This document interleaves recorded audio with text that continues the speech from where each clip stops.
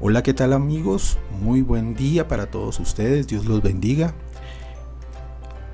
Este es el segundo video para este canal Apologética Católica y vamos a continuar con el tema que denominé Apologética Mariana. Ya habíamos tratado el tema de la perpetua virginidad de María y habíamos explicado de algunos temas que normalmente nuestros hermanos separados tienden a polemizar sobre si María fue virgen después del parto y si tuvo más hijos. Eso ya lo aclaramos. Espero que ese tema haya quedado claro para todos ustedes. Igual los comentarios están abiertos en el video. También les voy a dejar en este presente video el link para que puedan revisar el video anterior. Y si queda algo pendiente o algo por tratar, les agradezco me puedan dejarlo en sus comentarios para tenerlo en cuenta para próximos videos. Ya el día de hoy vamos a hablar de los dos temas que teníamos pendientes. Vamos a hablar de la maternidad divina, por qué nosotros los católicos consideramos que María es Madre de Dios, por qué nosotros consideramos eso. Y también por qué nosotros denominamos a nuestra Virgen María la principal intercesora. Entonces vamos a hablar de esos dos temas el día de hoy. Entonces les agradezco a todos ustedes por estar presentes viendo este video y espero que este tema y lo que yo les traigo el día de hoy sea de edificación espiritual para todos ustedes. Entonces vamos a dar inicio. ¿Qué dice la Iglesia Católica sobre la maternidad divina de la Virgen María? Entonces, la maternidad divina es un dogma de la Iglesia Católica que se refiere a que la Virgen María es verdadera Madre de Dios. Fue solemnemente definido por el Concilio de Éfeso en el año 431 y tiempo después fue proclamado por otros concilios universales, el de Calcedonia y los de Constantinopla. El Concilio de Éfeso del año 431, siendo Papa San Clementino entre el año 422 y 432, definió lo siguiente.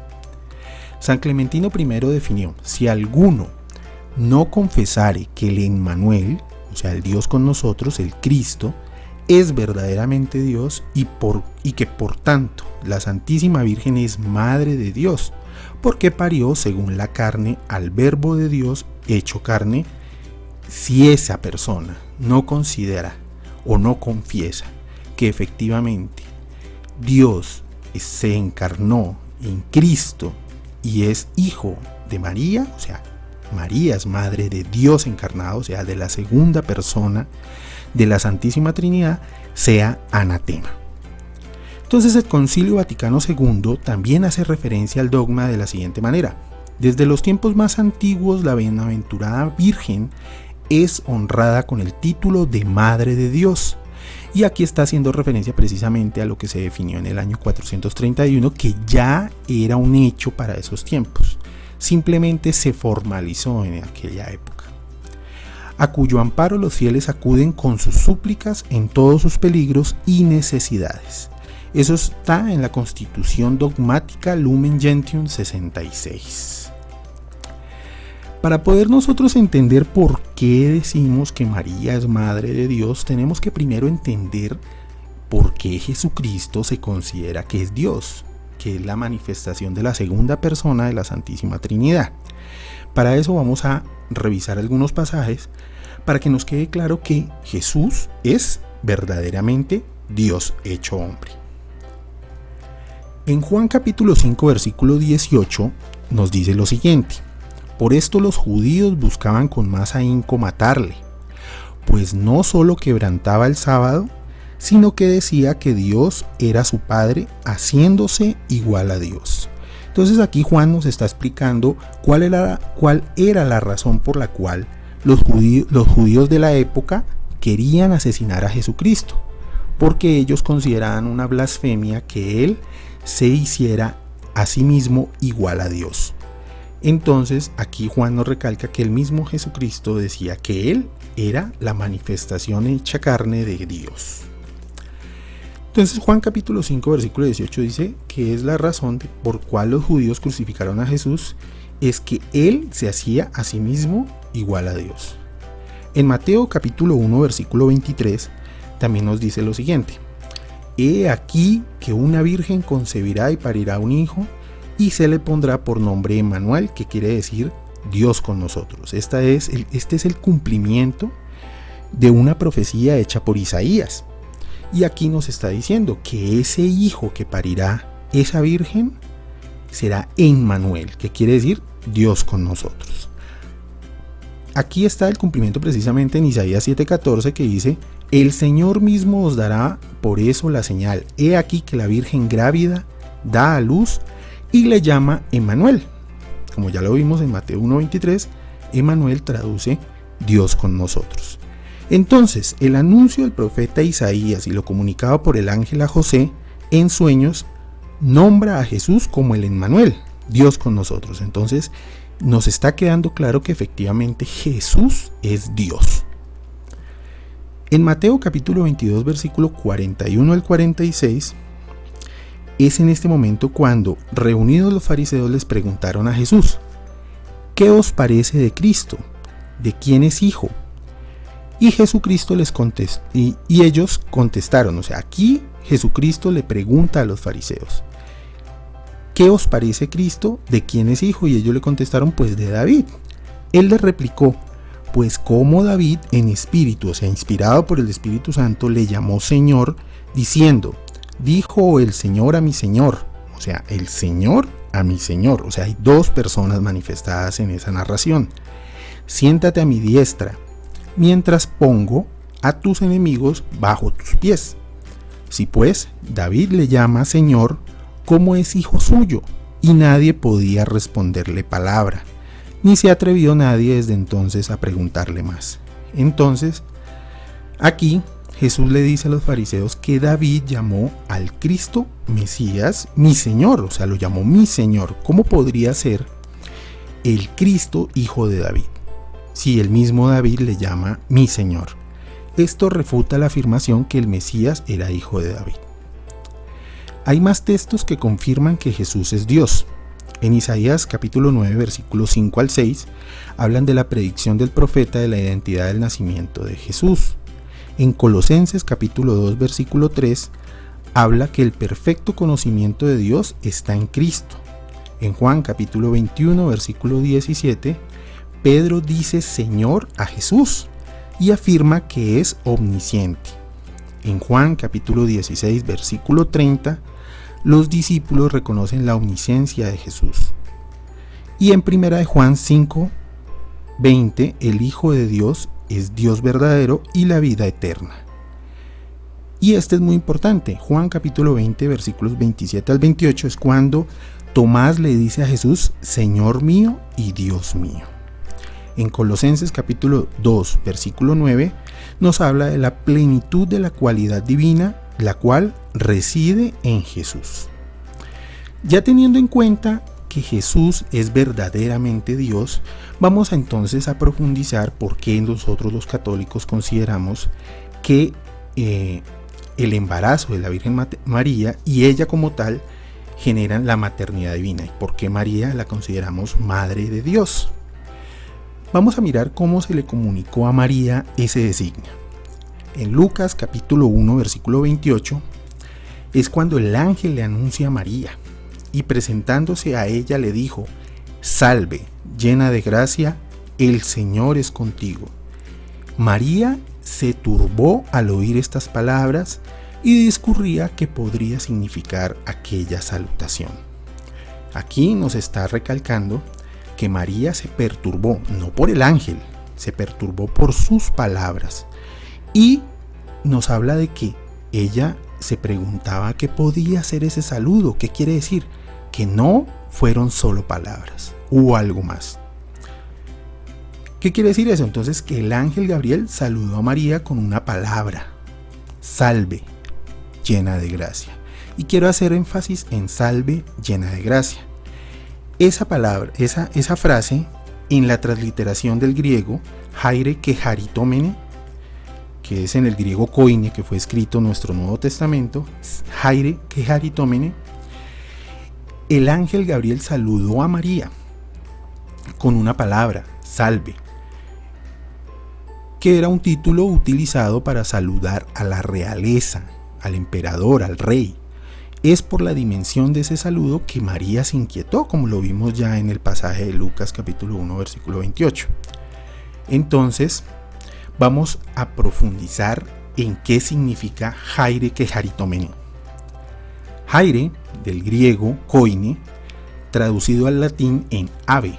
No sé si ustedes de pronto en las películas, en la historia, han escuchado que en la antigua Roma, cuando se saludaba al rey, al faraón, bueno, al rey, le decían al César, le decían ave César, precisamente porque era un saludo que en latín se le daba precisamente al rey, al emperador. Y ya traducido al español lo conocemos como salve. Por eso yo en los pasajes que les narro o que les cito en estas charlas, utilizo la versión Nácar y Colunga, que es la versión de la Biblia que considero que es la más fiel a la traducción original de la Septuaginta, que es la Biblia griega, ¿sí?, que fue traducida al latín, y es la que más se rige precisamente a esa originalidad de los textos. La palabra salve se utiliza 5 veces en la Biblia, de las cuales 4 son para Jesucristo y 1 para la Virgen María. Miren qué es la importancia de este análisis. ¿Qué quiere decir? Que la palabra salve, que era un saludo utilizado para la realeza, se utilizó 5 veces en la Biblia, solo 5 veces, de las cuales 4 fueron para Jesucristo y 1 para la Virgen María. En Lucas capítulo 1 versículo 28 es cuando el ángel la saluda y le dice: salve, llena de gracia, el Señor es contigo. Vamos a mirar los otros 4 que fueron utilizados con Jesucristo. En Mateo capítulo 26 versículo 49 es cuando Judas se acerca a Jesucristo y lo va a entregar, y al instante, acercándose a Jesús, le dijo: salve, rabí, que significa maestro, y lo besó. ¿Sí? Aquí fue utilizado con Jesucristo. En Mateo capítulo 27, 49, en Marcos 15, 18 y en Juan 19, 3 nos narran cómo los soldados y las personas se burlaban de Jesucristo cuando estaban en la pasión de Jesucristo, en la crucifixión, cuando lo juzgaron, lo martirizaron y lo crucificaron. Entonces en Mateo 27, 29, los soldados, tejiendo una corona de espinas, se la pusieron sobre la cabeza y en la mano una caña, y doblando ante él la rodilla. Desen cuenta de esto, que es muy importante. Los soldados no solamente le iban a hablar, sino que manifestaron esas palabras con una manifestación corporal. Se doblaron rodilla ante él y se burlaban diciendo: salve, rey de los judíos. O sea, doblaron la rodilla y le dijeron: salve, rey de los judíos. En Marcos capítulo 15 versículo 18 hacen lo mismo y comenzaron a saludarle: salve, rey de los judíos. En Juan capítulo 19 y 3, y acercándose a él le decían: salve, rey de los judíos, y le daban bofetadas. Entonces vamos a transportarnos a lo que dice Lucas capítulo 1 versículo 28 y vamos a entender cómo ese ángel le anunció a María precisamente su embarazo. Presentándose a ella le dijo: salve, llena de gracia. Es algo así más o menos. Esta imagen la traigo, les pido disculpas, es la única imagen que conseguí para tratar de esquematizarles a ustedes cómo fue que el ángel se le manifestó a ella. Entonces mire que el saludo de salve iba acompañado por una reverencia, por una manifestación corporal. Y es por eso que María no se perturbó porque era un ángel. No, ella se perturbó por el salve y por el tipo de saludo que realizó ese ángel. Eso fue lo que la perturbó a ella. Entonces espero que les quede claro más o menos cómo fue que sucedió en aquel momento ese anuncio del ángel a María. Ya entrando a la segunda parte, ya analizamos lo que era salve, vamos a analizar lo que es llena de gracia. Entonces, llena de gracia indica un estado especial, sobrenatural. Ese estado de gracia en la Biblia significa libre de pecado, es lo que nosotros los católicos también denominamos Inmaculada Concepción, lo que la inviste de un honor especial. Entonces, llena de gracia es una palabra compuesta muy rara y es utilizada una sola vez. Es utilizada una sola vez en la Biblia y en referencia exclusivamente a la Virgen María. Entonces, ese estado de gracia, estar llena de gracia, repleta de gracia, en la Biblia solo significa una cosa: libre de pecado, como ya les expliqué. En el tiempo verbal en el que está redactado significa que la gracia sobreabunda desde siempre y para siempre, y la inviste de un honor especial. Solo una persona libre de pecado pudo albergar en su vientre a nuestro Señor Jesucristo. Solo la Inmaculada Concepción de María pudo permitir que Emmanuel, o sea, el Dios con nosotros, se hiciera hombre. ¿Ven la importancia de ese calificativo que el ángel le da a María? Muy importante. Entonces analicemos la palabra quejaritomene. Entonces la palabra quejaritomene es una extensión de 3 palabras: que, charito y mene. Que, charito y mene. Es una palabra compuesta de 3 palabras. Charito significa gracia. Que es un prefijo de charito que significa que la palabra está en tiempo perfecto, o sea, en presente perfecto. Este indica un estado presente producto de una acción completada en el pasado, o sea, es producto de algo que ocurrió antes. Mene, por su parte, hace esto un participio pasivo. Pasivo pues significa que la acción es realizada en el sujeto, o sea, en María, en este caso nuestra Virgen María, hecho por otra persona, en este caso Dios. Resumiendo, la palabra quejaritomene nos determina que es Dios el autor de su estado de gracia, llenada y colmada de gracia. Por su participio pasivo en tiempo perfecto sugiere que el estado de gracia de María es total y permanente. No es un momento exclusivo, es total y permanente, que viene desde el pasado. O sea, Dios preservó a María desde el nacimiento, libre de pecado, para que fuera el arca de la nueva alianza y pudiera contener a ese que sería su hijo. Y después del parto continúa libre de pecado, o sea, Dios la mantuvo libre de pecado, totalmente inmaculada. Entonces, el argumento protestante, analicemos nuevamente el término quejaritomene, es muy diferente, porque hay un argumento protestante, por eso quiero hacer ese paréntesis. El término quejaritomene es muy diferente al que se describe en Hechos capítulo 6 versículo 8, donde nos narran que Esteban estaba lleno de gracia y de poder. En este pasaje el escritor utiliza el adjetivo pleres, que significa lleno, seguido del genitivo charitos, que ya lo vimos, que significa gracia, lo que nos indica un estado puntual de Esteban en ese momento. O sea, un estado puntual, no permanente. Es en ese momento exclusivamente que Esteban estuvo lleno de gracia, diferente a María, que era un estado total y permanente. Bueno, entonces vamos a entrar a un argumento protestante por el cual ellos nos citan Lucas capítulo 11 versículo 27 y 28. Mientras decía estas cosas, levantó la voz una mujer. Están hablando que Jesucristo estaba hablando en este momento. Levantó la voz una mujer de entre la muchedumbre y dijo: dichoso el seno que te llevó y los pechos que mamaste. Pero Jesucristo le dijo: más bien dichosos los que oyen la palabra de Dios y la guardan. Entonces aquí nuestros hermanos protestantes nos dicen: ve, aquí Jesucristo está diciendo que María no era bienaventurada.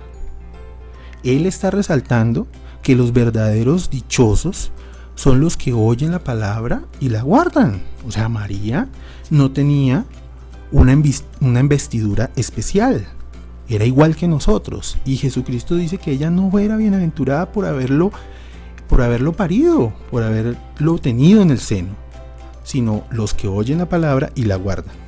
Incluso hay algunos hermanos separados que son un poquito más atrevidos, perdónenme la palabra, son un poquito más atrevidos e incluso dicen que incluso en este pasaje Jesucristo manifiesta cierto menosprecio por María, menosprecio. Eso, tras de irresponsable, es falso. ¿Por qué? Porque todos sabemos que Jesucristo vino a cumplir la ley. Él vino a cumplirla. Por eso en la cruz Él expiró y dijo, todo está cumplido. Entre esos está, honrarás a padre y a madre. Entonces, si Jesucristo menospreció a María, estaría incumpliendo la ley y por lo tanto no sería el Mesías. Entonces, tratar de justificar este pasaje para menospreciar a María es también rechazar que Jesucristo era el Mesías. Entonces, analicemos. Los protestantes aseguran en este versículo que Jesús dice que María no es bienaventurada por haberlo tenido en el vientre, y que Jesús enseña que el hecho que María lo engendrara no debe tener un mayor significado entre los cristianos. Eso es lo que ellos argumentan. Ahora vamos a analizar realmente qué era lo que quería decirnos Jesucristo en este momento. ¿Eso es verdad? No, no es verdad. Entonces vamos a analizarlo. Nos vamos a ir a Lucas capítulo 1 versículo 38 y el versículo 45 al 49. Entonces vamos a leer. Dijo María, aquí es cuando María le está contestando al ángel, cuando él le anunció el embarazo. He aquí a la sierva del Señor, hágase en mí según tu palabra, y se fue de ella el ángel. Ojo, mire que María se está abandonando completamente a sí misma. No reprocha, no cuestiona, no recrimina, y dice, aquí la esclava del Señor, hágase en mí según tu voluntad. O sea, ella se está entregando completamente. Y en el versículo 45 al 49, ya cuando María fue a visitar a Isabel, Isabel, llena del Espíritu Santo, porque ella estaba llena del Espíritu Santo, le dice lo siguiente: dichosa la que ha creído que se cumplirá lo que se ha dicho de parte del Señor. Dijo María, mi alma engrandece al Señor y exulta de júbilo mi espíritu en Dios, mi Salvador, porque ha mirado la humildad de su sierva. Por eso todas las generaciones me llamarán bienaventurada, porque ha hecho en mí maravillas el poderoso, cuyo nombre es santo. Entonces mire que María, en estos pasajes, se abandona a sí misma, se entrega completamente al designio de Dios y dice que se haga en ella su voluntad. Incluso dice Isabel que ella es dichosa porque ha creído que se cumplirá todo lo que le dijo Dios, y María recalca que gracias a eso ella va a ser llamada por todas las generaciones. Ojo, hermanos católicos y ustedes hermanos protestantes también, todas las generaciones, todas sin excepción, la llamarán bienaventurada. Entonces, ¿qué quiso decir Jesucristo acá? Jesús hace una enseñanza más profunda. Él nos muestra que María no es bienaventurada por haberlo tenido en el vientre y haberlo amamantado. Él quiere dejar en claro que María es un ejemplo a seguir, que se entregó totalmente al designio de Dios. Ahora quiero que nos devolvamos un poquito en Lucas capítulo 11, en el versículo 28, cuando dice, los que oyen la palabra de Dios y la guardan. Jesucristo recalcó ahí. Entonces, grábense bien eso, los que oyen la palabra de Dios y la guardan. Los que oyen la palabra de Dios y la guardan. Entonces quiero que leamos Lucas capítulo 2 versículo 19, que es cuando los pastores fueron avisados por el ángel de que había nacido el Mesías. Y esos pastores fueron a visitar a Jesucristo, al nacido, con María, y le contaron lo que ellos les habían dicho. Se lo dijeron a María y a José, a María. Le dijeron que cuando les anunciaron eso, los ángeles estaban alabando, juntándose, diciéndole a Dios, gloria a Dios en el cielo y en la tierra paz a los hombres de buena voluntad. Entonces, cuando esos pastores les contaron todo eso y María los escuchó, mire lo que dice Lucas capítulo 2 versículo 19. María guardaba todo esto y lo meditaba en su corazón. Miren la conexión que hay entre este pasaje y lo que nos dijo Jesucristo. María no es dichosa por haberme tenido en su vientre, por haberme parido. No, ella es dichosa porque oyó mi palabra, o sea, se entregó, se renunció a sí misma por el designio de Dios y guardó todo eso. Miren que Jesucristo lo que estaba era recalcando por qué María es bienaventurada, no por haberlo amamantado ni por haberlo parido. Miren muy bien la profundidad de las escrituras. Bueno, para entender un poquito más por qué nosotros los católicos consideramos que María es Madre de Dios, vamos a entender de dónde viene la palabra o el nombre de Dios. En la antigüedad el nombre Yahvé, que es el tetragramatón, estaba prohibido en la lectura. O sea, los judíos y el pueblo de Israel en esa época, ellos no podían referirse a Dios como Yahvé, ellos lo tenían prohibido. Entonces ellos utilizaban otras palabras. En algunos casos utilizaban la palabra Adonai, en otros Elohim. Recuérdese cuando Jesucristo en la cruz le gritó diciendo: Elohim, Elohim, ¿por qué me has abandonado? Elohim es el plural de él o Eloá, que traduce en Dios. Adonai, por su parte, es una composición de dos palabras: Adom, que significa amo, y Yah, que es las iniciales del nombre de Dios, Yahvé, que significa mi amo, mi señor. Y los dos están relacionados porque se refieren a la misma persona, a Dios. Dios, mi amo, mi señor. Entonces, Yahvé, cuando lo traducen del hebreo en nuestra Biblia, en la Septuaginta, que es la escrita en griego koine, utilizan la palabra Kyrios en griego, que traduce Señor. Entonces ya sabemos que los hebreos se referían a Dios diciéndole Señor, y en la Biblia en griego Kyrios también traduce Señor. Teniendo en cuenta eso, vamos a leer el siguiente pasaje. Lucas capítulo 1, versículo 39 al 43. En aquellos días se puso María en camino y con presteza fue a la montaña, a una ciudad de Judá, y entró en casa de Zacarías y saludó a Isabel. Así que oyó Isabel el saludo de María, exultó el niño en su seno, saltó el niño en su seno. E Isabel se llenó del Espíritu Santo. Es muy importante que tengamos en cuenta por qué el evangelista, por qué Lucas enfatiza en decirnos que Isabel quedó llena del Espíritu Santo. ¿Y saben por qué? Se enfatiza en decirnos que estaba llena del Espíritu Santo por lo que él nos va a narrar que dijo Isabel. ¿Para qué? Para decirnos que no era Isabel la que hablaba, sino el Espíritu Santo a través de ella.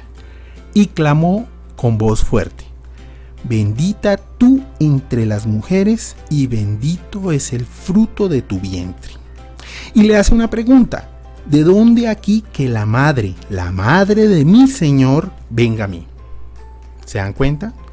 Esta es, aquí, después de todo este análisis, hemos llegado a la final, que es el pasaje maravilla, el pasaje que más utilizamos los católicos para justificar por qué consideramos que María es Madre de Dios. Porque aquí Isabel, llena del Espíritu Santo, le dice: ¿por qué que venga aquí la madre de mi Señor? Y ya conocemos que cuando en ese tiempo ellos decían Señor, se dirigían o se referían a Dios. Entonces, ¿de dónde aquí que la madre de mi Dios venga a mí?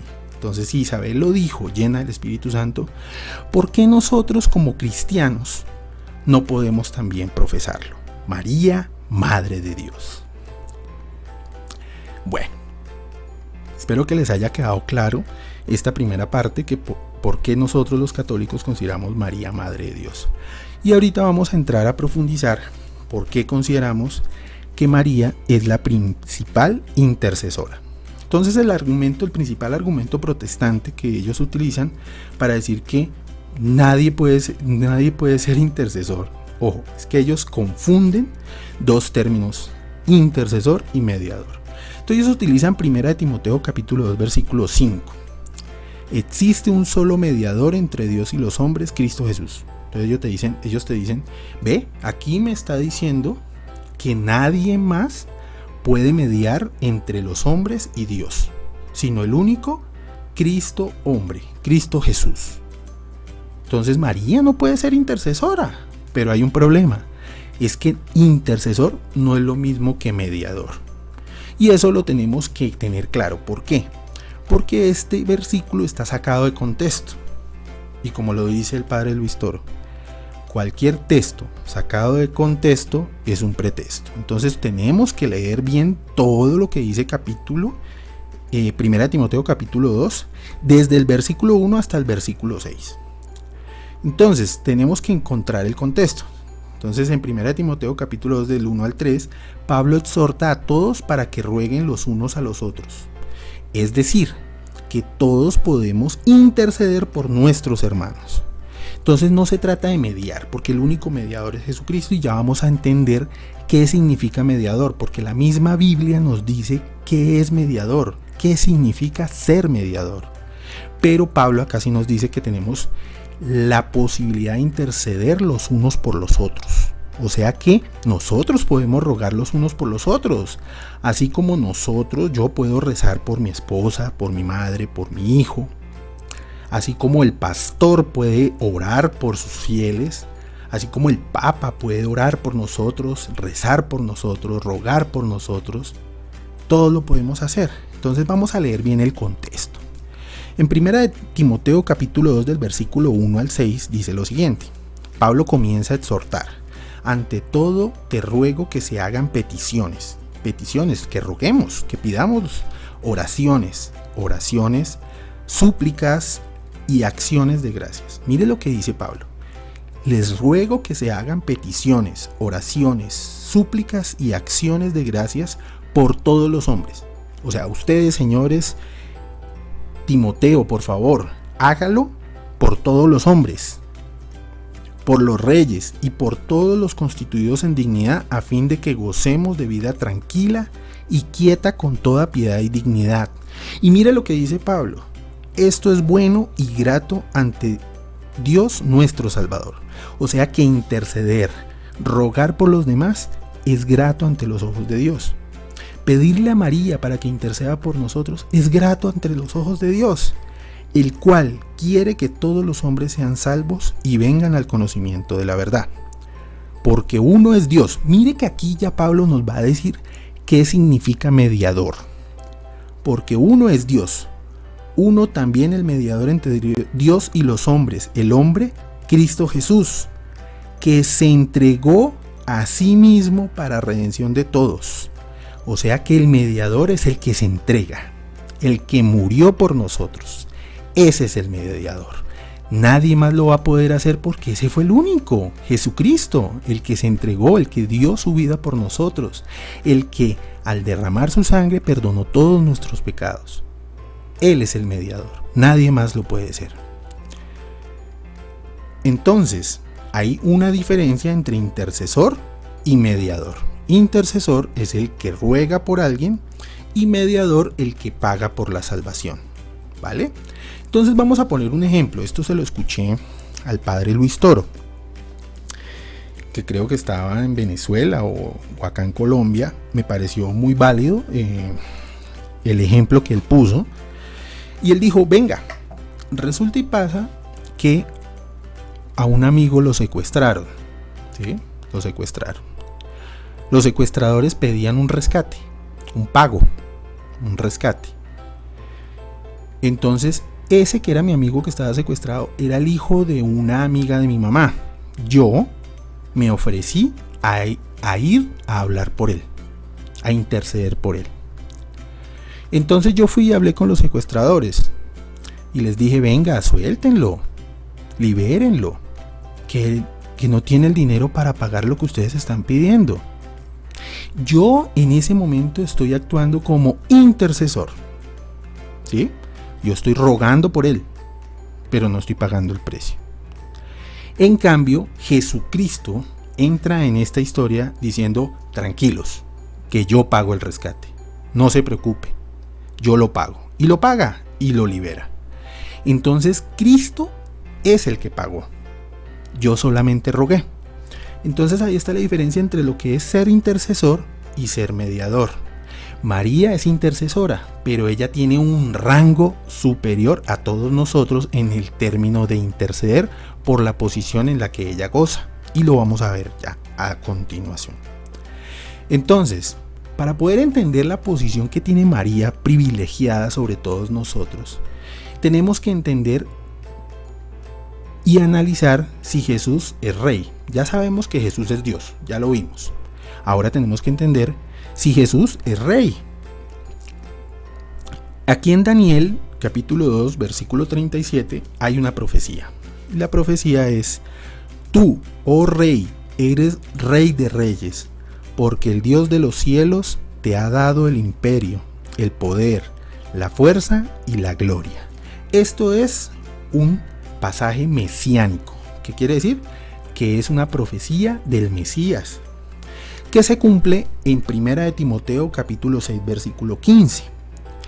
¿A quién hará aparecer a su tiempo el bienaventurado y solo monarca, rey de reyes y señor de los señores? ¿A quién se refieren? A Jesucristo.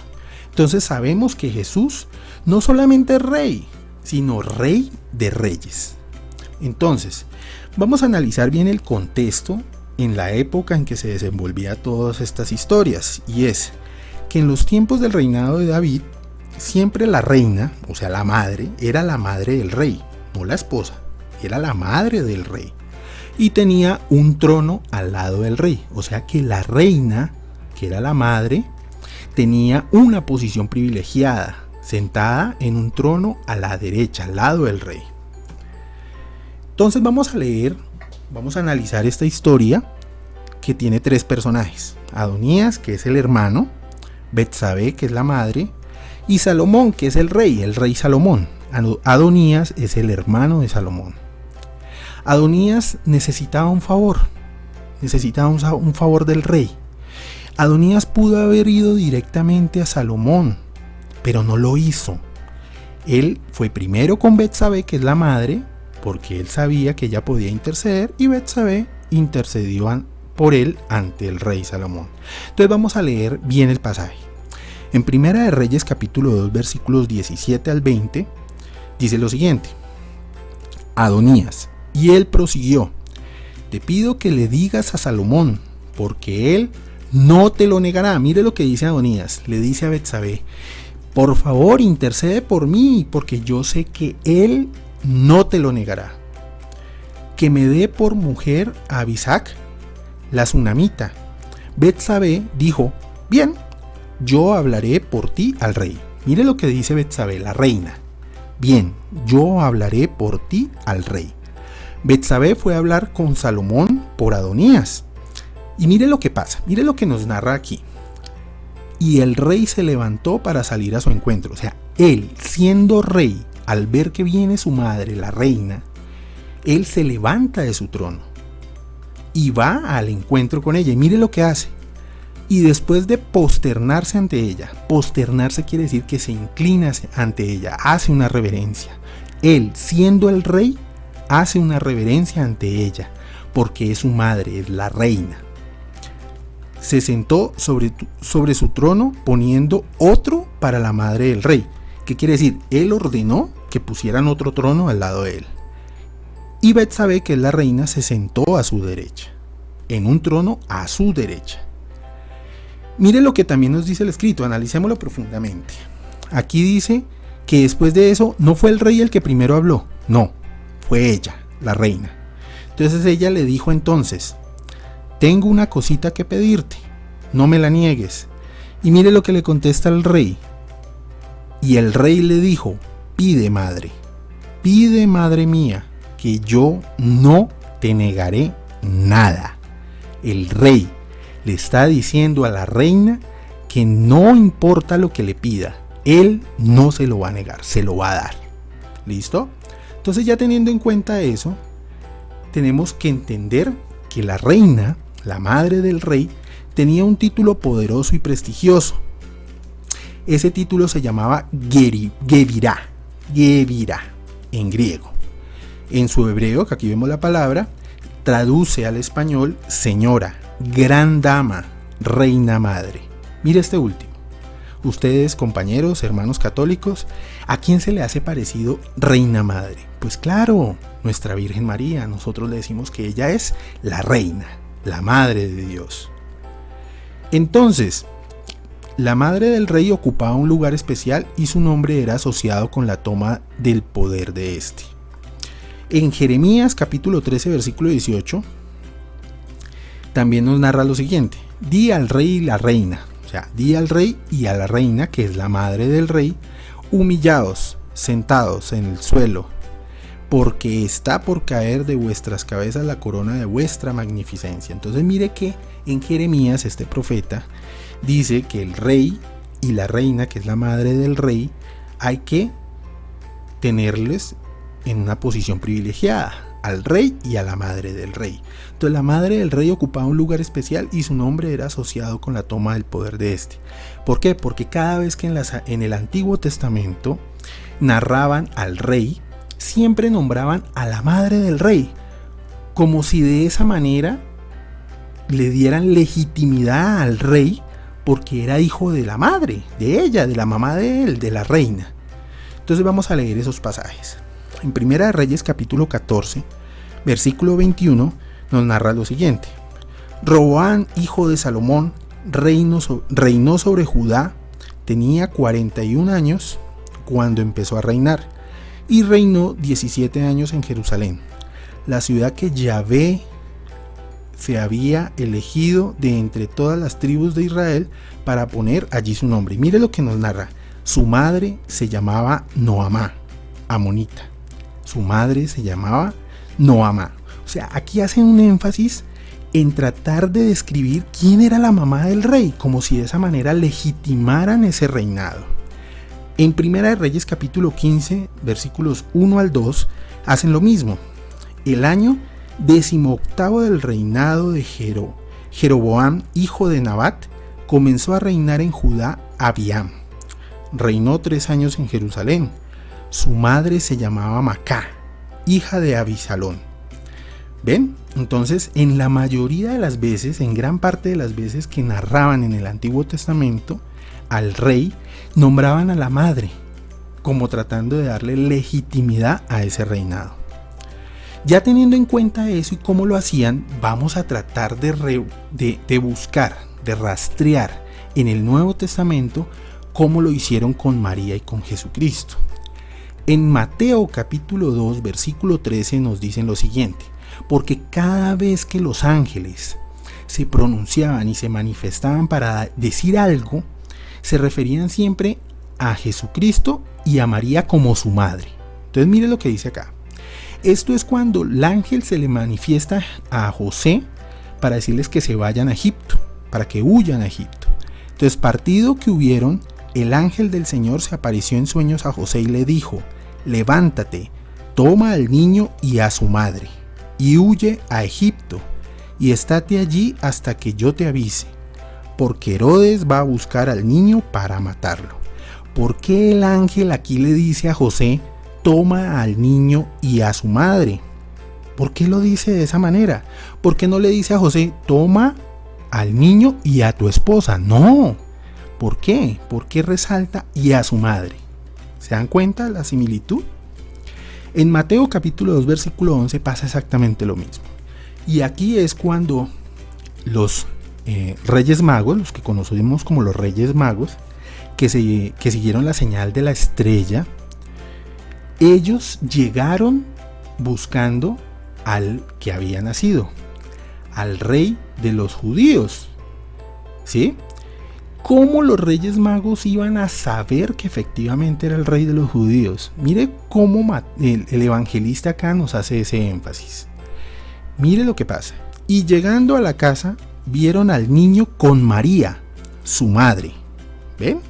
Entonces acá está diciendo que los Reyes Magos, los magos de Oriente, llegaron a la casa y vieron al niño con María, su madre. Y de hinojos le adoraron, inmediatamente lo adoraron. ¿Por qué? Porque había esa reina al lado de él que estaba dando legitimidad. Ojo, no quiero que se malinterprete este análisis que estoy haciendo. Aquí en ningún momento estoy diciendo que María es Dios, ni estamos diosificando a María. María es reina, pero no Dios. Dios es Jesucristo. Pero, así como en el Antiguo Testamento se utilizaba la madre para darle legitimidad al rey, aquí el evangelista hace lo mismo y dice que María es su madre. Y por eso esos reyes magos de una vez se postraron y la adoraron, y abrieron sus cofres y le ofrecieron como dones oro, incienso y mirra. María no es Dios, María es reina, es la madre de Dios, no es Dios, es madre de Dios. Dios no necesita a María para ser Dios, ¿sí? Pero María sí es reina por ser la madre del Rey de Reyes. Entonces vamos a concluir con el análisis de este versículo, de este pasaje de la Sagrada Escritura. Juan capítulo 2, versículos del 3 al 5 y el versículo 11, que es, esto nos narra el milagro ocurrido en las bodas de Caná. Y es esta la razón principal por la cual nosotros los católicos consideramos que María es la principal intercesora. No tenían vino, porque el vino de la boda y se había acabado. El vino de la boda se había acabado. En esto dijo la madre a Jesús: no tienen vino. Díjole Jesús: mujer, ¿qué nos va a mí y a ti? No es aún llegada mi hora.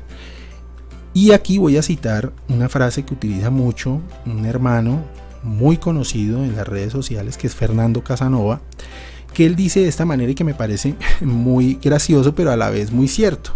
En ese momento Jesucristo tenía en su calendario una flechita que decía: no, hoy no se hacen milagros, hoy no hay que hacer milagritos.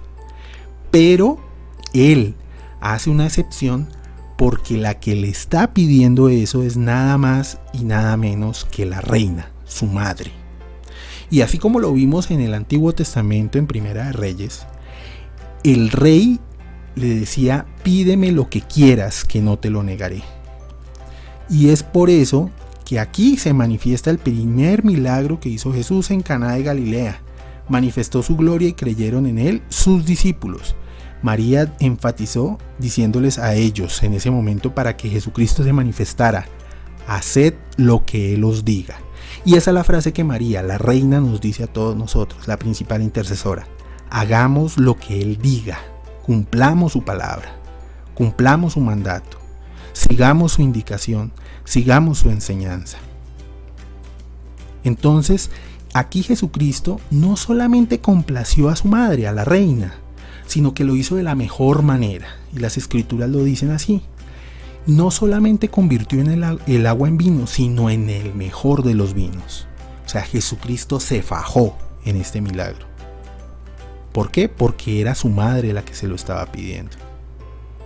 Y Jesucristo, que aunque no era su hora, no era en el momento, María logra de manera extraordinaria cambiar ese plan que tenía Jesucristo y adelantar su manifestación en el momento que ella se lo pide.